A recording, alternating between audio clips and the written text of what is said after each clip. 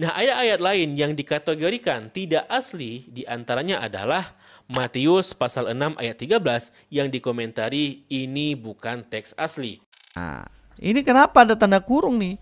Mengapa banyak terjemahan ayat Al-Quran yang berisi kata dalam kurung? Dan apakah ungkapan tidak asli di sini dapat dipahami dengan ungkapan palsu?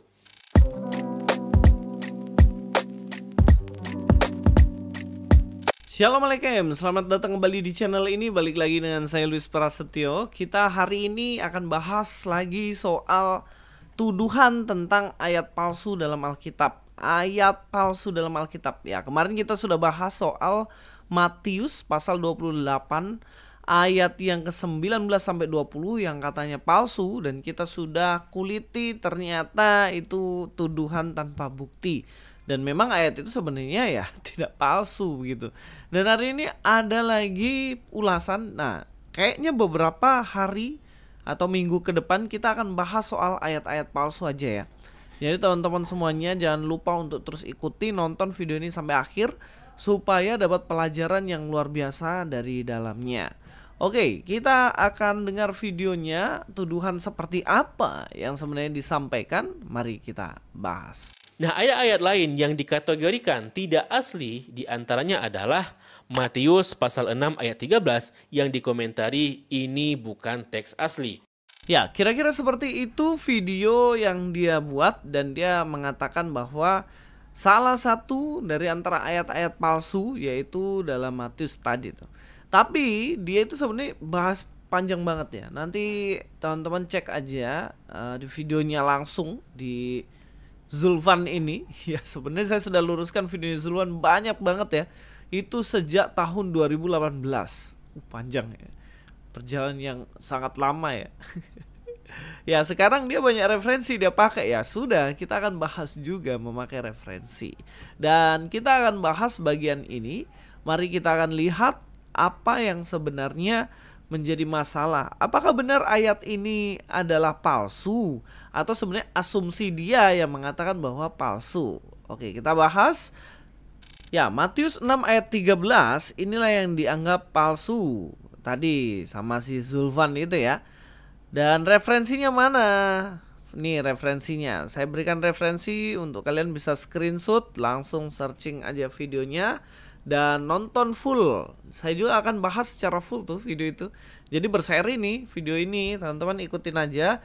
Kita akan lebih banyak bahas, belajar tentang Alkitab dalam channel ini. Ya, tidak hanya yang kontroversial ya, karena memang itu yang rame ya. Tapi kita akan bahas dan belajar banget sesuai dengan visi awal dari YouTube ini. Ya, kita akan lihat ya, Matius 6 ayat 13. Matius 6 ayat 13 tuh bunyinya seperti ini.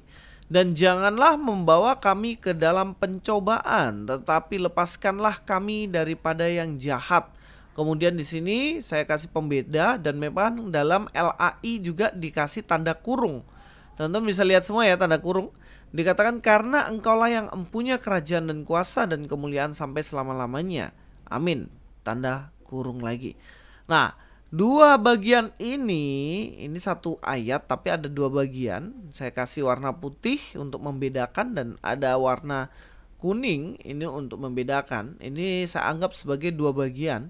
Ini yang dituduh palsu, teman-teman ya.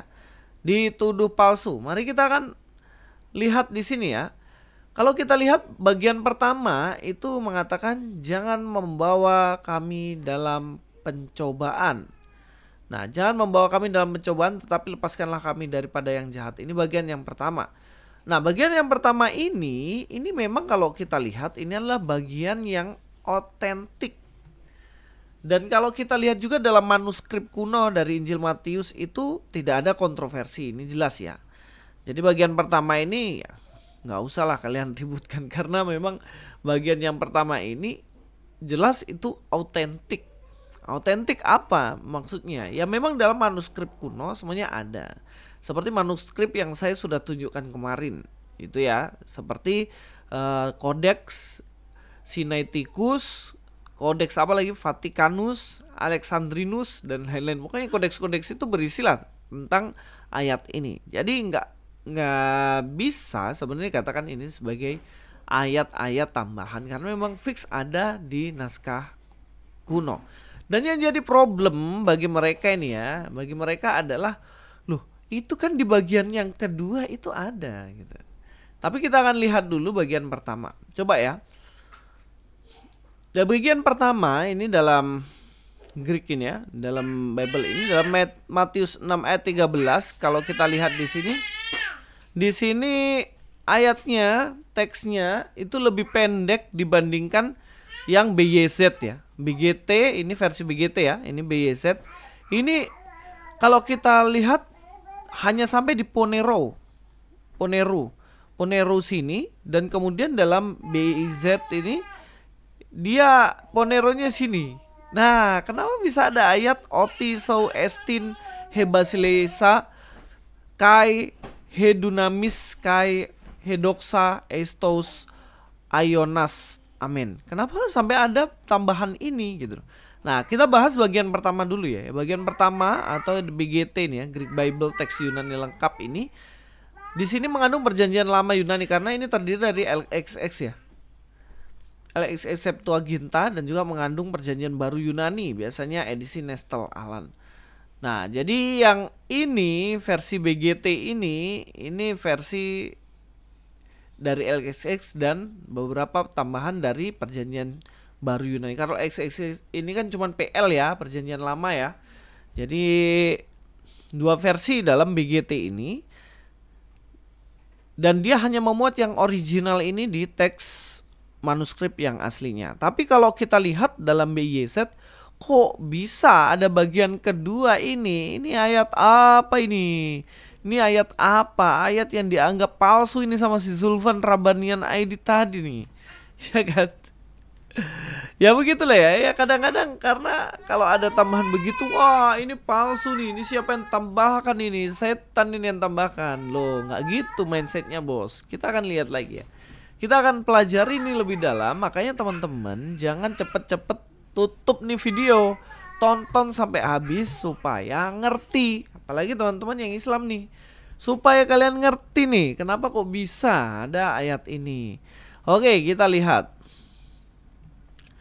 Kita lanjutkan ya. Kita masuk ke bagian kedua. Ini yang bagian yang dituduh palsu sama si Zulfan tadi itu. Karena engkaulah yang punya kerajaan dan kuasa dan kemuliaan sampai selama-lamanya. Amin. Nah, ini bagian yang tidak terdapat dalam manuskrip besar, manuskrip Yunani tertua ya. Sebagian besar manuskrip Yunani tertua. Nah, itu Codex Vaticanus, Codex Sinaiticus di abad yang keempat. Ini nggak ada nih. Ini berarti tambahin ini. Ayat apa ini katanya ya kan? Nah, memang kalau kita mau lihat ini tidak ada di manuskrip ini. Tapi bukan berarti itu palsu. Itu yang kalian harus mengerti. Nah, coba ya, seperti yang saya katakan tadi, ini versi BYZ nih, BYZ. Yang ini tadi ya. Ini yang sebenarnya tidak ada kan? Tadi dibilang tidak ada. Oke, kita akan lihat. BYZ adalah versi teks Yunani dari Perjanjian Baru yang mempresentasikan keluarga naskah Bizantin. Jenis teks Yunani yang dominan dalam mayoritas manuskrip Yunani sekitar 85-90% berasal dari wilayah Kekaisaran Bizantium, khususnya Konstantinopel. Makanya kenapa dikatakan versi BYZ Bizantin gitu. Karena berasal dari ini teks dari Konstantinopel di kerajaan Bizantium. Nah, disalin dari abad ke-5 hingga ke-15 Masehi. Jadi panjang banget nih disalin ini. Nggak selesai dalam satu abad nih. Bayangin, abad ke-5 sampai abad ke-15. Itu 1000 tahun. Menjadi dasar bagi Textus Receptus yang digunakan dalam Alkitab King James Version. Kenapa? Makanya dalam terjemahan King James itu kemudian ada teks ini. Karena dalam BYZ ini, versi ini ada bos. Ini ada. Padahal di manuskrip kuno tidak ada. Loh, bagaimana ini? Kenapa bisa? Pertanyaan. Loh, kenapa bisa muncul di versi BYZ? Kenapa bisa ada penambahan teks? Kenapa bisa ada penambahan ayat? Berarti fix ayat ini palsu gitu. Enggak bos, bukan berarti ketika itu ada penambahan ayat itu palsu. Enggak gitu mindsetnya. Nanti saya akan jelaskan, ternyata dalam Al-Quran juga ada loh. Ini yang begini-begini dikurung-kurung begini. Ada juga ternyata, nanti kita akan bahas. Makanya kenapa kalau menilai kekristenan, menilai Alkitab, jangan dong pakai standar ganda. Kalau untuk dirinya boleh, kalau untuk Alkitab nggak boleh, itu namanya standar ganda. Kita lanjutkan, masih panjang perjalanan kita ini. Siapin kopi, kalau ada snack nyenek sambil makan, nyemil-nyemil, nah, santai aja bos. Kenapa? Kenapa kok bisa muncul di versi BYZ? Why? Ya, kenapa bisa muncul di versi ini? Ya, alasannya ada beberapa nih. Nah, karena karakteristik dari teks BYZ. Nah, karakteristiknya dari terjemahan ini kita harus tahu supaya kita paham. Ya, umumnya memang teks-teks di dalam kitab versi ini itu umumnya lebih panjang karena banyak tambahan penjelasan atau penyatuan varian. Ngerti gak? Tambahan penjelasan. Jadi gini loh, ada dalam Alkitab itu yang mungkin pembacanya nanti tidak akan memahami, dan kemudian ditambahkan sebagai penjelasan dari teks itu. Kan ini BYZ ini kan sebenarnya kan versi terjemahannya. Ini versi kalau dalam Alkitab itu bahasa Indonesia sehari-hari supaya mudah dipahami sehingga ada penjelasan. Karena kan ada istilah-istilah yang rumit, kemudian kita harus pahami itu istilah yang rumit itu dengan cara dijelaskan. Nah, itulah yang terjadi dalam teks ini. Makanya di sini ada penyatuan varian juga. Jadi seperti penjelasan-penjelasan dari beberapa varian gitu dan kemudian dijelasin gitu. Supaya untuk memudahkan. Loh, berarti itu ayat tidak original dong. Nanti ada, tenang, di Al-Qur'an juga ada nanti. Kita akan lihat. Dan kemudian yang kedua, itu memang lebih halus atau harmonis secara bahasa karena disalin dalam tradisi liturgi yang aktif. Jadi ada beberapa penambahan untuk liturgi.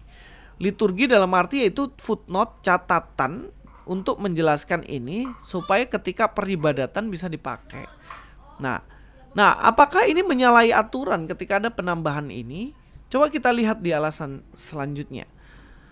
BYZ yang keempat ya, saya langsung lompat 4. BYZ adalah teks perjanjian baru Yunani berdasarkan mayoritas manuskrip Bizantin abad pertengahan direkonstruksi secara modern. Jadi disesuaikan dengan konteks dari Bizantin itu. Yang ketiga, makanya kenapa kitab ini kurang disukai dalam kritik teks modern karena dianggap sebagai hasil perkembangan, bukan naskah paling awal. Kenapa terjadi perkembangan di sini? Karena itu tadi yang saya jelaskan, penambahan liturgi dan penambahan penjelasan. Tapi masing-masing di dalamnya itu sebenarnya tidak bertentangan dengan teks-teks yang ada dalam Alkitab. Penjelasannya itu linier, searah, sejalan, dan itu masih bisa diterima sebenarnya. Oke, lebih dalam lagi kita akan bahas bagian ini. Mengapa tetap dipakai? Ini pertanyaannya ya. Kenapa tetap dipakai? Loh, Kak, kenapa kok nggak dihapus aja? Kan katanya itu nggak ori, nggak ini. Kenapa nggak dihapus aja? Kenapa tetap dipertahankan? Supaya kitab kita ini original begitu. Ya jelas alasannya seperti tadi kan, supaya mudah memahami isi teks itu begitu kan. Dan juga dalam ketika Alkitab itu dipakai dalam peribadatan lebih memudahkan dan memahami. Toh itu sebenarnya dikasih keterangan kok kalau itu penambahan saja. Oke, kita akan lihat beberapa alasan yang saya akan kemukakan. Yang pertama, kebenaran teologisnya dan itu tidak bertentangan. Ini hal yang paling penting. Ketika itu ditaruh di situ, itu apakah bertentangan dengan ayat-ayat yang lain? Enggak. Itu hanya bersifat menjelaskan lebih mendalam. Karena bagian itu mengandung kebenaran teologis dan cocok untuk ibadah, gereja-gereja tetap menggunakannya. Makanya kenapa versi ini tetap dipakai ya karena Ya it's okay lah, nggak ada pertentangan dengan teks-teks dan ayat yang lain. Toh juga dikasih kurung, dikasih tanda kutip, ini kutipan, ini penambahan gitu loh. Oke, yang kedua, versi Alkitab modern menandai bagian itu dengan catatan kaki. Ya kan? Makanya tadi kita lihat bagaimana di situ dikasih kurung. Contohnya ini ya, lepaskanlah kami daripada yang jahat. Tanda kurung nih. Sebab engkau yang punya kerajaan dan seterusnya, tanda kurung lagi. Bagian ini tidak ada dalam beberapa naskah kuno. Ini dikasih penjelasan loh. Memang nggak ada dalam naskah kuno, tapi ini penambahan untuk memberi penjelasan. Ini sebagai catatan kaki untuk orang lebih mudah dalam memahaminya. Simpel kan? Oke.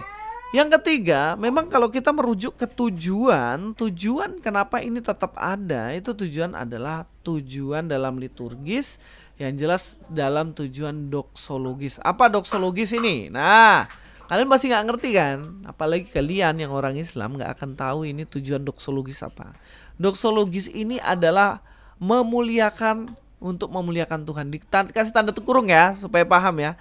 Untuk nah ini tanda kurung ini untuk menjelaskan makna ini. Nah itulah yang terjadi dalam teks Bible yang kalian anggap palsu. Itu untuk menjelaskan bagian penutup.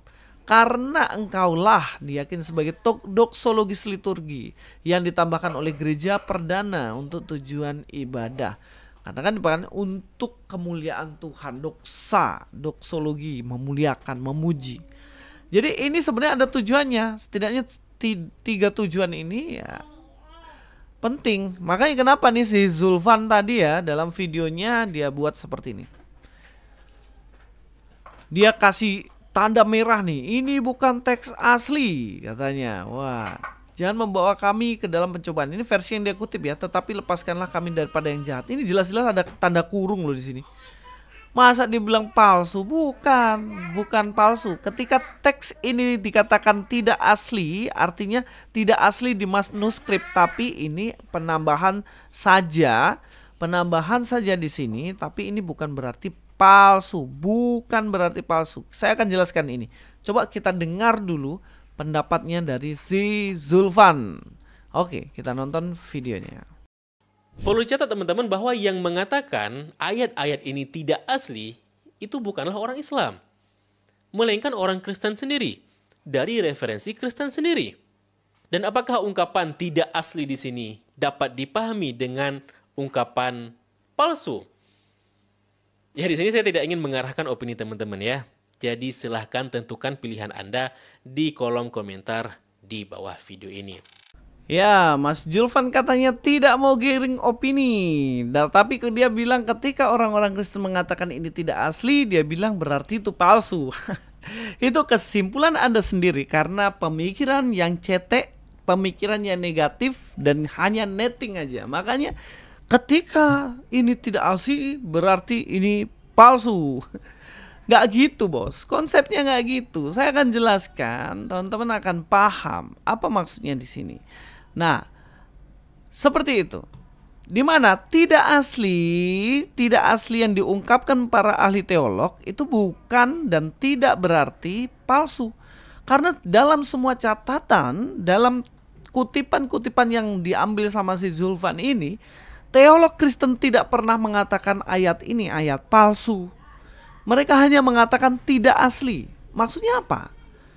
Bukan berarti itu palsu dan secara otomatis itu palsu. Tidak. Dalam studi Alkitab, khususnya kritik teks, dalam ilmu teologi itu ada ilmu, itu namanya kritik teks.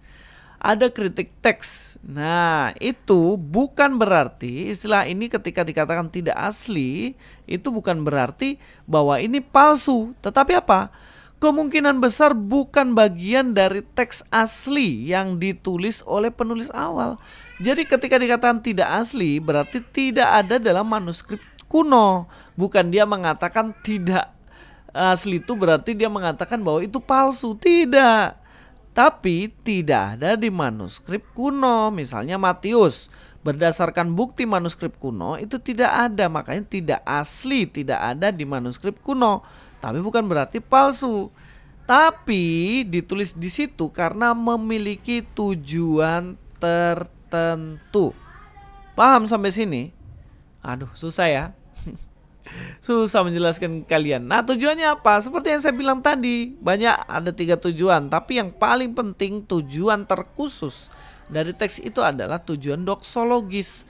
Bagian penutup ya, karena engkaulah diyakini sebagai doksologis liturgis yang ditambahkan oleh gereja perdana untuk tujuan ibadah. Toh di situ dikasih tanda kurung tetap diberikan untuk menjelaskan bahwa ayat tulisan ini ada untuk tujuan tertentu, bukan, sekali lagi, bukan untuk menipu. Bukan untuk menipu. Jadi kan kalau palsu itu berarti kan kesannya negatif untuk menipu orang. Tapi kan dikatakan di sini, dikasih footnote, Zulfan sendiri mengatakan, orang Kristen sendiri mengatakan ini tidak asli. Yang artinya tidak asli ada di manuskrip, tapi ditambahkan untuk tujuan tertentu. Semua orang Kristen tahu ini, kalian aja yang tidak tahu. Makanya belajar, jangan ngajar. Sudah tidak tahu, ngajar lagi.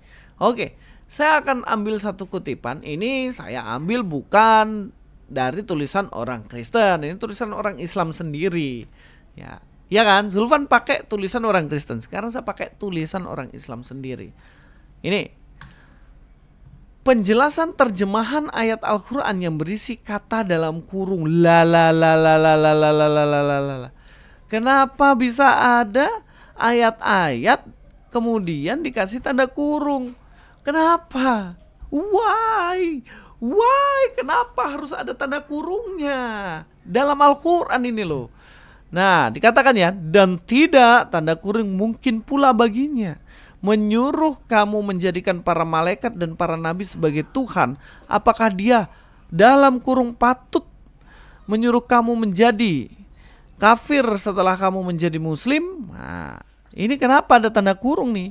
Mengapa banyak terjemahan ayat Al-Quran yang berisi kata dalam kurung? Kalimat itu tidak lepas dari konteks. Nah, ini artikel dari orang Islam sendiri, cari aja sendiri. Nah, ini penjelasan dari mereka nih. Kalau pernah belajar bahasa Spanyol, pasti kamu tahu bahwa dalam bahasa itu kata kerja bisa berubah sesuai siapa yang mengucapkan. Nah, begitu juga bahasa Arab, kata kerja fi'il juga bisa berubah. Salah satunya dipengaruhi subjek. Sopo sing ngomong kuwi sopo, tadi kuwi artinya beda kan ngono. Jadi kata di dalam kurung itu biasanya sudah tersirat dari tata bahasa Arab. Kalau diterjemahkan mentah-mentah justru malah jadi aneh untuk orang Indonesia. Makanya dikasih kurung untuk menjelaskan. Sama bos, sama. Tujuannya dalam Alkitab dikasih tanda kurung itu bukan palsu. Itu tidak ada di manuskrip aslinya. Tapi itu untuk menjelaskan tujuan tertentu. Sama kayak tadi, dalam teks Al-Quran aslinya nggak ada, tapi dalam terjemahannya kok ada. Itu tidak asli. Tidak asli. Karena apa? Tidak ada dalam versi Qurannya. Tapi ada karena untuk menjelaskan. Karena kalau diterjemahkan dalam bahasa Indonesia jadi aneh.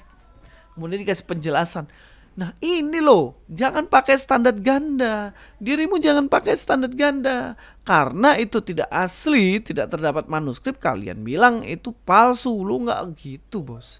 Kalian harus tahu itu ada tujuan tertentu. Begitu Mas Zulfan ya. Mengerti?